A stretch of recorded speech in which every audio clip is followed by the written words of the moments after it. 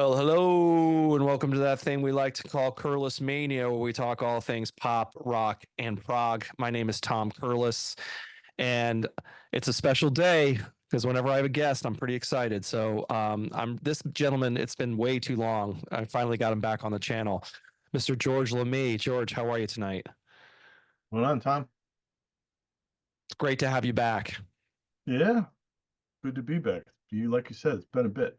It's been a minute. It's been a minute, and we were talking about this before we hit record. That sometimes it's just kind of there's a lot of things that can happen, like where you're just life stuff, or you're just you're on a tear with some artist that you're like, oh, I'll go with that for a while. I did actually lately. I've been doing a lot of videos solo, so there you go. I haven't had that many guests, period. So, and then also that's the whole thing of like, okay, what can George and I talk about? So it came up. We were on the prog seat together on Sea of Tranquility, and we were doing the best vocals on a prog record, and George brought up Queen 2, and I was like, oh yeah, that's a great pick. That's an amazing pick. It got me excited. There's A actually a prog song, and prog like, song, yeah.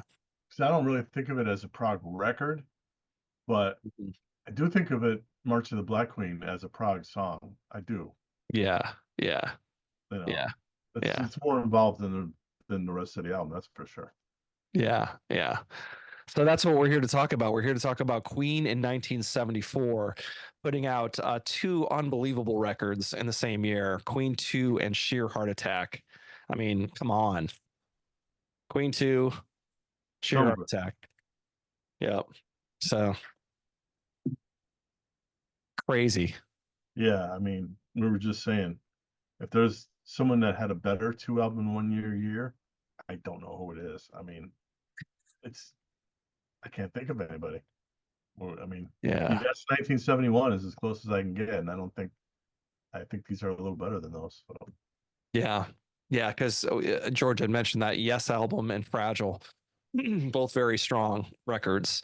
And those might be a close contender with these, but other than that, there's not much I can think of.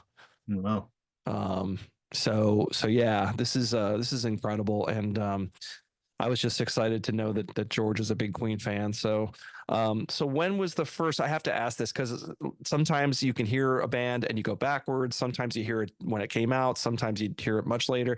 What was the first time you remember hearing Queen 2 at all? probably late 80s. Like I knew Queen from an FM standpoint, you know, and that's pretty much all I knew.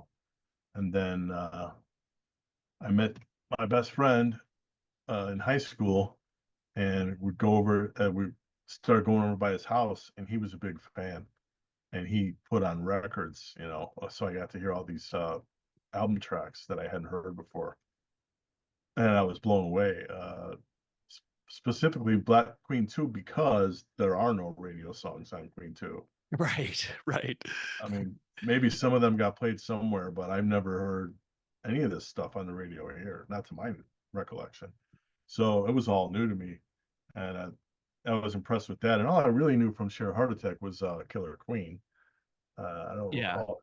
Later on, you would start to hear Stone Cold Crazy on the radio, but back in the day, all I remember was Killer Queen, which I love the song, but I was a little kid. It didn't get me to jump in. I wasn't even collecting music yet when that came out. So right. it's just a radio song that a kid heard and went, "Wow, this is cool." Yeah, I mean, Killer Queen is such a great single. I mean, it's such a, I mean, for a mainstreamish song, it's got a lot of cool arrangement stuff going on. I mean, it's a very inventive single, Yeah, you know. Um, I always think of the when they to avoid complications, bing, they do instead of hitting a cymbal, they hit like it's like a bell. It's so cool. There's a lot of cool it's little parts. yeah, details. So Yeah. a lot of great albums are great like that because of the details, the attention paid. Yeah, absolutely. And Queen was great at that. And I would say that I think Killer Queen was probably their first bona fide kind of hit. I don't know if it was a hit in the US, but it was hit in the UK. Yeah, I remember it being all over the radio and through my whole childhood. So it must have done Yeah. pretty well. Okay. Yeah, I guess it did well in the US. I guess it got some attention, put it that way. Yeah. Yeah. Because they had been opening for Mott the Hoople. I think it was right before Sheer Heart Attack, I think. And that got them quite a lot of attention as well. Because it was a pretty major tour. Um Mott the Hoople was riding high with all the young dudes, I believe, at the time. But yeah, no, Queen 2 for me is also I kind of went backwards to Queen 2 as well. And because I remember a buddy of mine talking about Queen and he said, "Oh man, have you heard Queen 2?" And I said, "No, I haven't really heard. I mean, I knew the cover, I knew the black cover, but I never really delved into it." And he's like, "Dude, you gotta listen to Queen 2. It's awesome." He's like, "It's kind of a different version of Queen." Because I, you're used to all the radio hits, and you go back, like you said, you go back to this, you're like, there's no radio hits. So Yeah, it maybe does that's kind why of it took me a minute. stand on its own in that way. And Yeah, some people see other stuff in it too, like some people see prog in it, some people see it as maybe their heaviest album. So, you know, there there are differences to be had with this album. It doesn't really 100% fit in anywhere. yeah, yeah.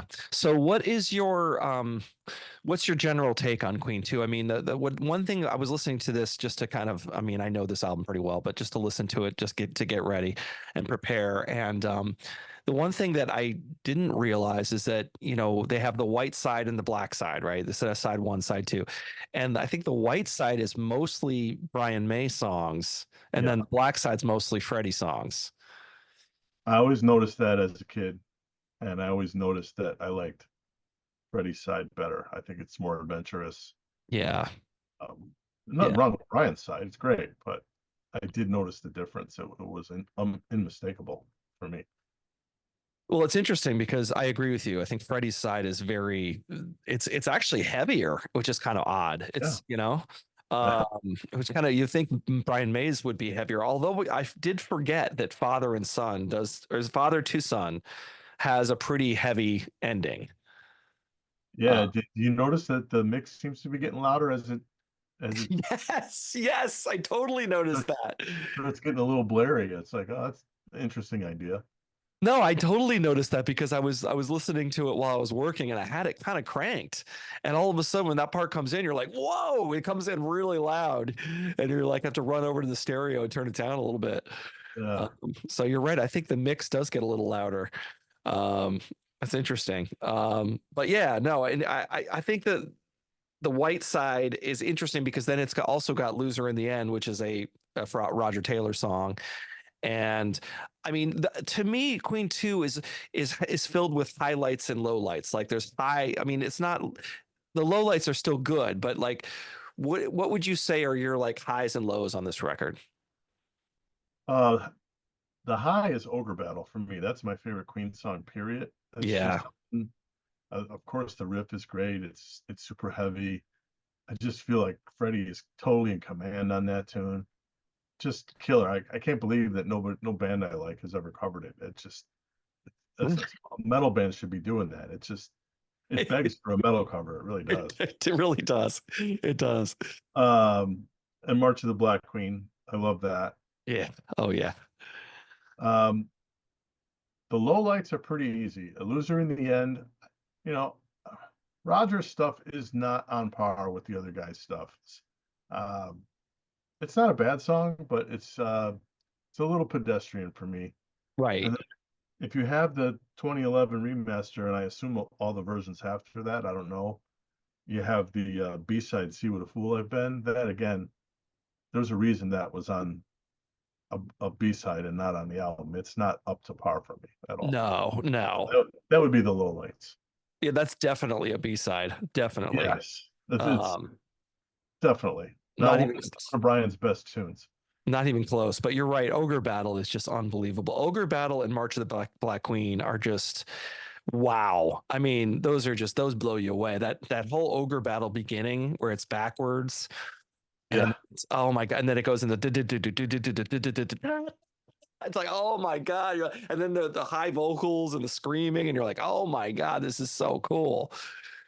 and I normally hate this, but I like that they have interlocked all the songs on that side. It goes right into Yes. Fairy Tale Master Stroke, goes right into Nevermore. Um, Nevermore, it kind of like it's just a connecting kind of thing, but it's super melodic, Freddie in fine form, Yeah. right into March of the Black Queen. And funny how Love is kind of like maybe the lower of these tracks. It's a solid track, kind of very 70s, got the acoustic guitar, you know, and then the remake of Seven Seas Ride. This is better than the version on the first album. I like Oh this. yeah. Yeah. There's Yeah. no doubt about that. So Yeah. Yeah.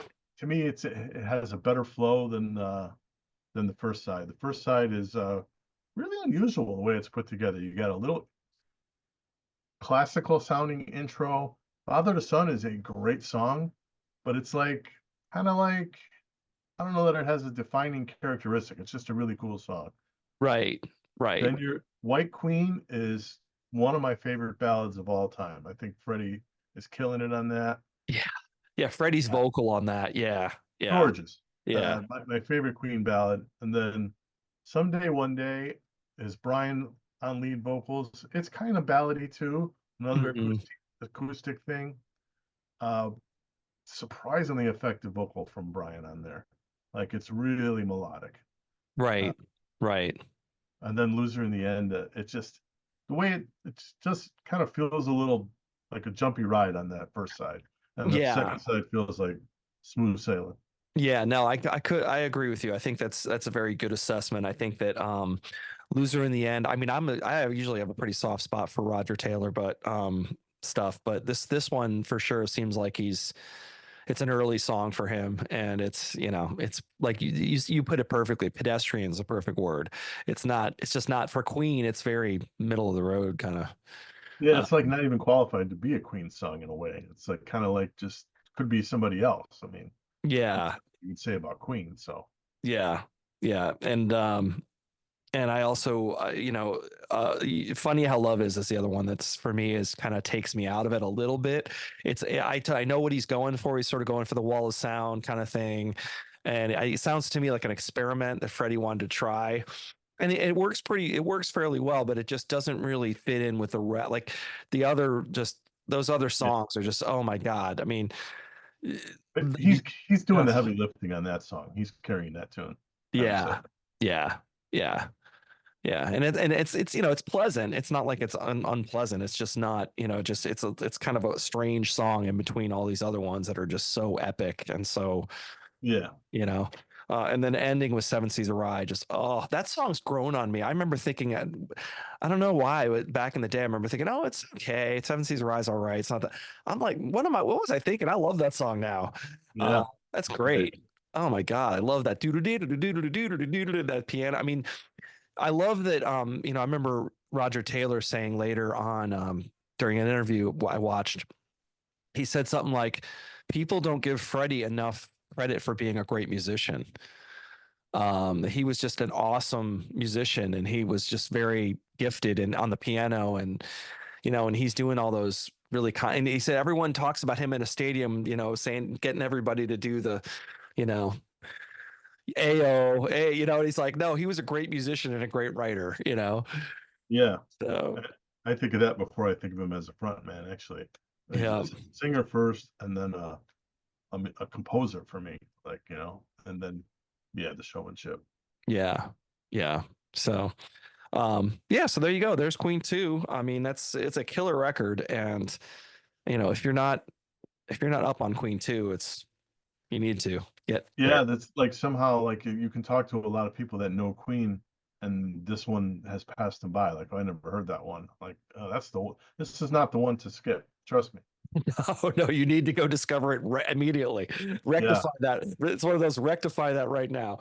Um, and then 1974 continues in November. They release Sheer Heart Attack, and this one, I mean, I owned this when I was young, so I really and I'm deep into this one, and this one's kind of sentimental for me because I used to listen to this when I was 11 years old. I would be cranking this album up. And this one's a little more a little all over the place. It's a little more eclectic, I think. I mean, I don't know if eclectic is the word, but you know what I mean. It's just there's all these different styles being thrown at the wall on this record. So what's your take on Sheer Heart Attack? Your general take? There was a kid on my block that he had two older brothers, and the middle brother, he would hammered this album. I remember the cover, and I remember that I knew the radio song. I'm like, oh, I know this song. So Right. I vaguely remember it from back then. And then when I got the uh met my best friend in high school, he had it too. So I was like, okay, yeah, I know this album a little bit. Um, this is the opposite of Queen 2. This is the A side is killer more than the B side. Brighton Rock is phenomenal. Oh yeah, I what used a to think killer that opener. guitar solo went on too long, but I was just listening to it this week to prepare, and I'm like, why did I think that? It goes on the right amount of time. It's maybe in live it goes on too long, but Right, right. That might be a live version. Yeah, yeah, yeah. on the record, I think it's just a great riff, a great song. Killer Queen, a phenomenal FM tune, Yeah. and this is where it changes also from Queen to the Roger song here, Tenement Funster. This is my favorite Roger track. Cool song. Yeah. Yeah, there's nothing like super special going on, but it's just the right feel. The just it's just a cool tune. And Yeah. they do the Queen 2 thing here where they're linking these three songs, Tenement Funster, Lick of the Wrist, which is another phenomenal song, Awesome. and Lily of the Valley, another little kind of shorter piece with Freddie just really impressing with just great melodies, great vocal ideas, and just that Mhm. killer tone of his. And then the first side ended with "Now I'm Here," which is a concert staple. They open with it on Queen Two tour. I mean, some of the tours in '74, maybe mid '74 tours, they open with it. And on the surface, it's not as good as some of the rest of what came before it, but man, it's a good song. It really Oh, is. yeah. Yeah. That whole A side is, you know, All killer, no filler. yeah, it's just Yeah. wow. Which Yeah. kind of sets it up though, because it's so good that the minor, I don't want to say shortcomings on the second side kind of show out a little more because they're just not, the stuff is just not as good. It just isn't. I think Right. so. Right. Right. Because I mean, in the lap of the gods is really it's a cool start, but it's really short. I love it, but it's just pretty short. And I mean, but I do love Stone Cold Crazy though. Yeah. I mean, Uh, I love how heavy it is, but yeah. An early metal riff. mhm. And it couldn't have been more put in stone than when Metallica covered it. It's like you just hear somebody with their gear doing that same riff, and it's like, oh, this is metal. You know, I Yeah. used to be down on the vocal part because it's got some kind of like kind of feel that I didn't Right. like as a kid, but I like it now. Yeah. And the lyrics are a little goofy. I mean, you listen to the words, you're like, the lyrics are kind of, but other than that, Yeah, uh, I would say that and maybe bring back that Leroy Brown are the start of what kind of killed Queen for me. It was all the novelty songs and the off genre stuff and the just silliness in a lot of stuff. Maybe that yeah. kind of Yeah. starts there, and Yeah. it's a little out of hand on Night at the Opera for me. Right. Right. Yeah. It's Like, still there's a plethora of great ideas on that album, but it's just a little too much novelty stuff. yeah. Yeah. Freddie really indulging himself with that kind of stuff a little bit. Yeah, sea You know, shanties and yeah. it's a bit much. Yeah. Lazing, what is it? Lazing on a Sunday afternoon and Seaside Yeah, Rendezvous. Yeah. Yeah. not my favorites. You're not feeling those, huh? Not that No. much. No. No. But this album was admittedly this album was rushed. I think they had to really like they were under pressure to finish this record, and I think that might speak to your point about how like it's really kind of front loaded, and then by the end it kind of fades a little bit, you know, Could be, yeah. because Dear Friends is kind of like a little snippet, right? Yeah, I like it, but it's sounds like something that should be played at my wake after I go. I mean, it's really Right. Yeah. a Yeah. It's a little little maudlin, but it's pretty. it's Yeah, nice, but it's pretty. It seems like it's this one idea that never really got fleshed out, you know. And yeah, and then Misfire is a John Deacon song, which is pleasant, but yeah. it's pleasant. Um, I don't know. But then, yeah, the last three are not the last three. In the Lap of the Gods Revisited is cool, Right. melodic, kind of dreamy. But the bring back that Leroy Brown and She Makes Me kind of feel like a shortage of ideas there. Kind of feels like, Yeah. Yeah. you know, let's Yeah. finish the album out, kind of a thing. Right. Like She Makes Me, I agree, is a little, I mean, it's funny because my daughter loves that song, but I'm not like, yeah, I agree. It seems like it's a pretty basic idea. And I know that Brian was sick during he wasn't at the first recording sessions for this album. So he had some ground to make up, and this was one of the songs that he contributed, and it's, I don't know, it just seems for him it seems like it's pretty basic. Yeah, I would agree. So Not a bad song. There's no bad song in either one of these albums, but it's no. when so much stuff is great, the decent songs stand out more and seem like more of a fall than they really are. Right. Right. Yeah. Yeah. And I think I like Leroy Brown probably more than you do. I think it's kind of a cool, the fact that they can even get away with it at all is pretty cool that they can do that. And but that being said, it really is kind of like a huge, and this is what Queen became known for, this huge leap outside of the box, right? Just this massive, it's almost so far out that you're like, oh my God, this is like nuts, and it kind of takes you out of the flow a little bit. And but that's Queen. I mean, Queen just jumps all over. They became more and more like that as they went on. Unfortunately, a lot of people know them just for that. And if they don't like that, then they're not going to dip in and get to hear the really cool stuff. I run across a lot of people online that are just like, that's their first thing out of their mouth when Queen comes up is all the goofy songs. It's like, you Yeah. know, that is hardly the extent of what Queen can do. No, no, not at all, not at all. But And they, I mean, they like to have fun too. There, I mean, and it's funny. It kind of reminds me of the ELP thing because everyone talks about the jokey ELP songs. yeah, yeah, Like, oh, they're great, but I hate those jokey songs. That's like, well, they wanted. I guess for me, it was always like they wanted people to know that they weren't like taking themselves that seriously, and that they did want to have some fun on occasion in the studio. Because I'm sure that I was talking to Ken about this one time. We were talking about ELP, and it was like, if they had to learn Tarkus, you know, I'm sure that was like a slog, right? It's a lot of work. And then just to blow off steam, they do something like Jeremy Bender or whatever, something stupid, And I think Queen was maybe the same way. I mean, to do things like, you know, uh, Ferry Feller's Masterstroke and March of the Black Queen. That's a lot of work. yeah. And even Brighton Rock, things like that. And you got to think time and place too. It probably sounds cornier now than it did in 1974. Right. Right. You weren't as far away from stuff like that back then. Yeah. So Yeah.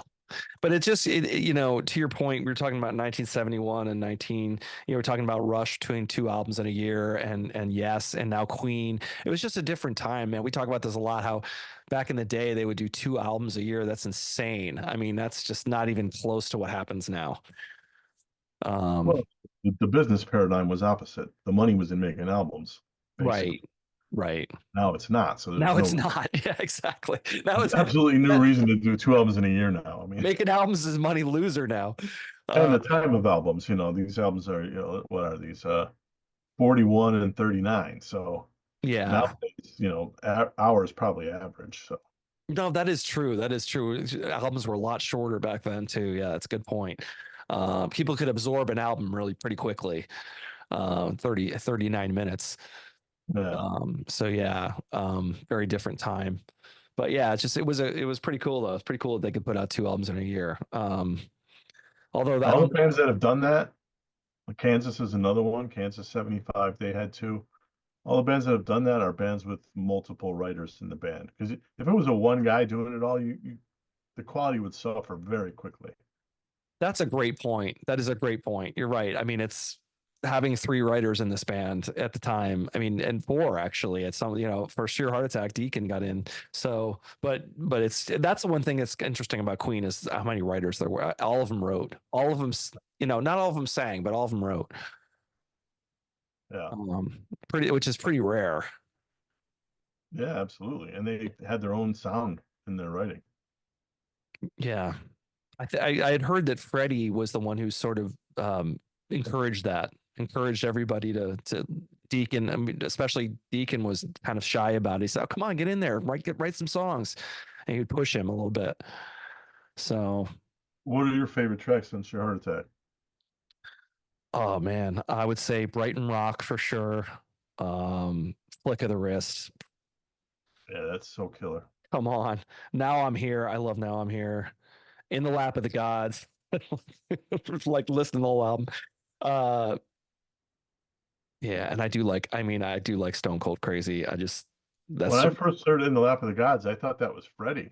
Come to find out years later that that was Roger. I'm like, really? yeah, that's crazy. It sounds so Freddie-ish. I can't believe that's not Freddie. And not just that it's high, but it's a similar tonality. But he's actually, I think his high range is a little higher than Freddie. Like, Yeah, it is. I mean, he he does can those really get really up there. high ones. He does those high screams are all Roger. That's just Yeah, crazy. And then sometimes when you hear that, you just go, "Wow, who's doing that? Like, how is that possible?"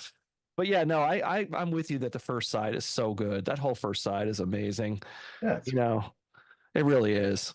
Imagine they had an album called 1974, and it was the first side of Sheer Heart Attack and the second side of Queen too.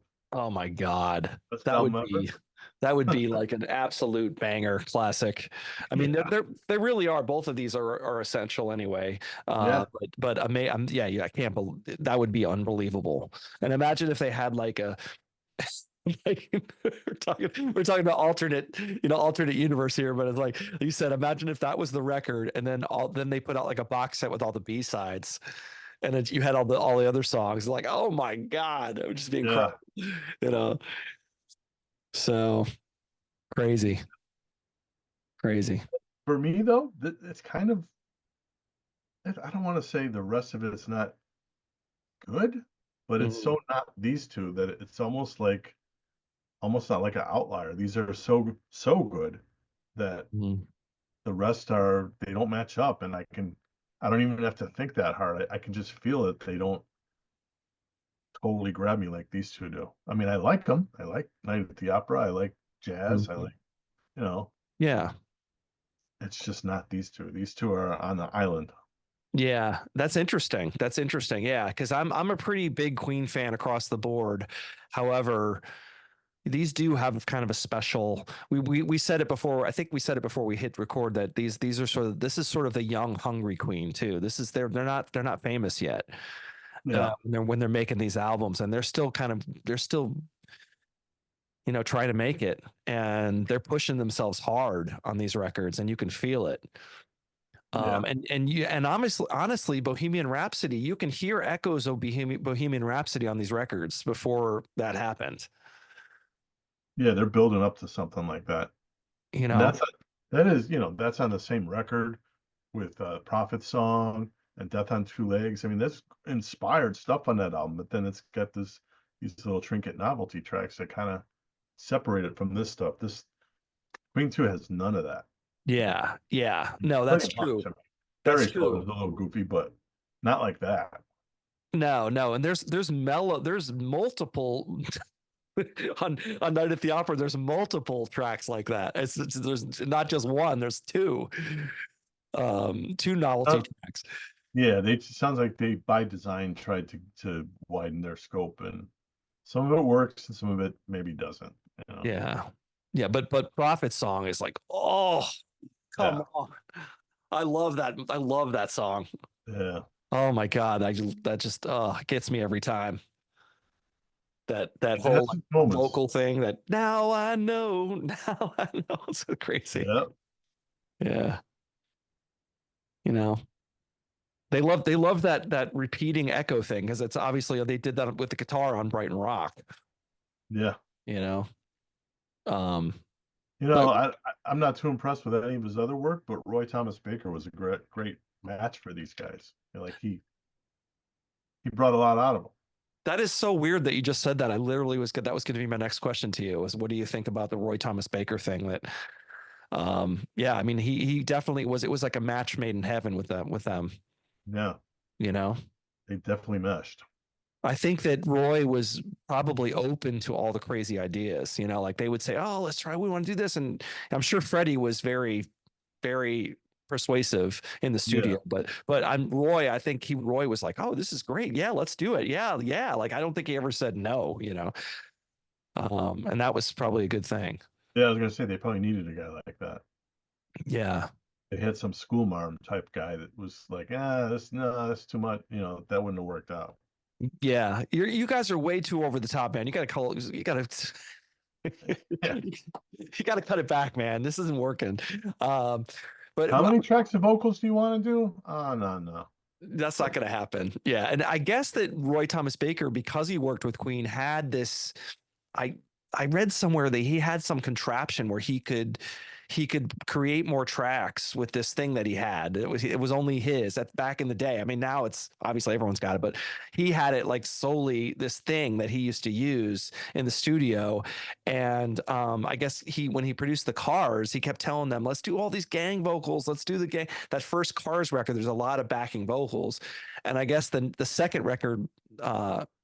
Rick said to him, "I don't want to do all those backing vocals." But it was, it was just, I think it was just from working with Queen. It was like, yeah, let's Yeah. gang vocals, man. Um, so it's interesting, but, and I mean, Rick, Roy Thomas Baker had an amazing production career, Yeah. He you did know? a lot of big work. Yeah. So I always forget that he did Foreigner and the Cars and, what else did he do? He did a lot of stuff. I mean, he produced that ill-fated Yes record that didn't get made. I was going to say he was going to do Yes.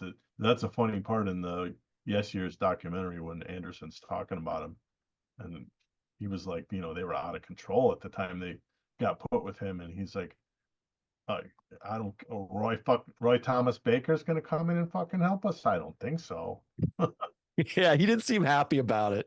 No, like they No, didn't, yeah, they no. didn't take to him. Yep. And I think he even says in that documentary, because I used to own it, he said something like, "Oh, there's the drum sound, there's the snare sound." Like he Yeah, has yeah, that yeah. same exact snare sound on every album. Um, so Yeah. whatever. I don't really, the Sonics on these albums are, they're fine, but that's not what makes them stand out to me. They're just, the ideas are better than the Sonics, I would say. Yeah, no, I agree. Couldn't agree more. So yeah, but I do agree with you that I think that Roy Thomas Baker was a perfect match for them. Yeah. He just was, and thank God they found him and they worked with him because they made some great records together. But so any last comments on these records? Any last thoughts? No, if there's any people out there that actually haven't heard them, you got to get your ears on them. They're so good. And they're, Yeah. especially this one is not Queen, you know. So you can't write it off by saying how good is it going to be? It's Queen. Well, this is not the Queen you know. So check Yeah. it out. Check them both out. I looked. I had done a 70s. At some point, somebody asked me for a 70s top 10 of all the 70s, and these are both in there. Yeah, Queen 2, I had number 3 for the whole 70s. That's my Nice. I love that. That's third awesome. favorite. Yeah. So uh that says a lot of a whole decade. That's This is great. so Especially the 70s, a strong decade. That yeah. says a ton. I love that. And Uh, the other two are Prague records, so this is the non-Prague champion, basically. yeah, absolutely. Love it. Love it. So, do you want to do any plugs for Fusion Friday? Yeah. Um, First set Friday in September for Fusion Friday, we're going to be doing coincidentally, a best of the 80s. Like 80s fusion is kind of like, the redheaded stepchild of the fusion era, basically. It was a great era. A lot of Right. production issues that people didn't care for, and Sure.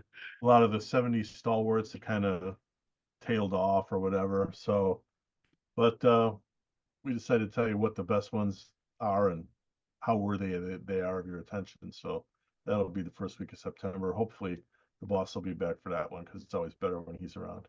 Yeah. Yeah. That's a great idea. I love that idea. Yeah, I get people telling me all the time, is there any good 80s stuff? Well, check it out. Yeah. I'll tell you. I'll tell you. Watch this episode. You'll find out. Yeah, Yeah. That's great. Because that question did come up in my head because you always, I mean, obviously fusion, you think 70s all the time, 70s, 70s, 70s. It's like, no, there's good stuff in the 80s. You just got to find it, yeah. you It's know? just kind of spread out and it had some different faces on it, but there's good stuff. Yeah. Yeah. Well, if you haven't, please check out For Fusion Friday on Sea of Tranquility. George does an amazing job with Eric Porter, and they just always do a great job, and they have stellar guests as well, musician guests, and it's just if you haven't seen it, you got to check it out. I'll put a link below. He's pretty good, that Porter He's damn good. I love Eric. guy. Uh, Yeah, yeah. So anyway, I got to get him back on the channel too at some point. But it's been a minute for him too. But anyway, that's I would say that's about it. If George put it perfectly, if you don't know these records, you got to rectify that immediately. Queen in 1974 was like no other band. They were pretty unbelievable. Blew a lot of minds then and now. So but I would say that's it. If you like what you see, please like and subscribe. And I'll put a link below. And also let us know what you think of these records. I read all the comments, so let us know what your thoughts are on Queen 2 and Sheer Heart Attack. Be curious to know. So that's it, George. Thank you very much. Appreciate you. thanks for having me. Yep. And we'll do this again soon. Yeah. Thanks. Yeah, thanks everybody. We'll see you next time. Take care.